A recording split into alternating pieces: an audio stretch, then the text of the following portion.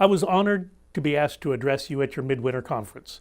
I'm sorry I couldn't join you in person today, but I did want to make certain I had the opportunity to speak to all of you about the important work that lies ahead in healthcare.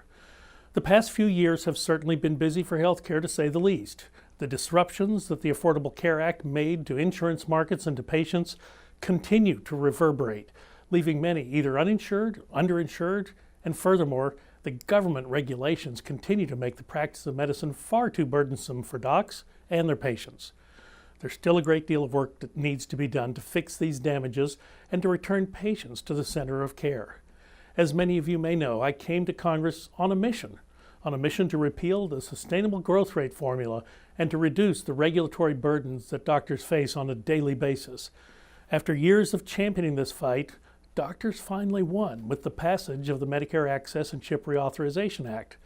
The repeal of this SGR reduced the number of physician reporting requirements, the number of government intrusions that made practicing medicine difficult.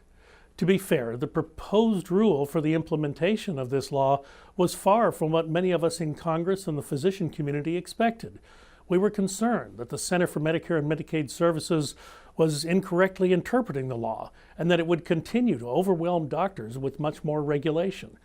After calls for flexibility from both the House and the Senate, Republicans and Democrats, and the provider community, I was pleased that the Center for Medicare and Medicaid Services responded to our request by building in a flexible transition to new payment reporting requirements.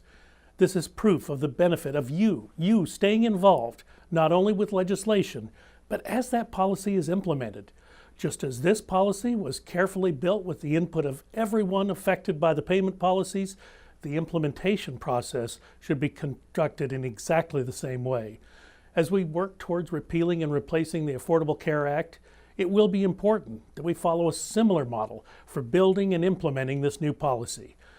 Constructive health policy should not be stuck through the legislative process with support from only one side of the aisle. Also important, we will advance legislation through a transparent process and with the input of you, our partners, at the state level. As we move forward with replacement for the Affordable Care Act, I encourage all of you to remain involved. Share your input on what works and does not work for you and your patients. It's about time that we return patients to the center of healthcare, and we will need your help to do that. Again, I'm sorry I couldn't be here with you today. I wish you the best of luck with the remainder of your conference, and keep doing good work.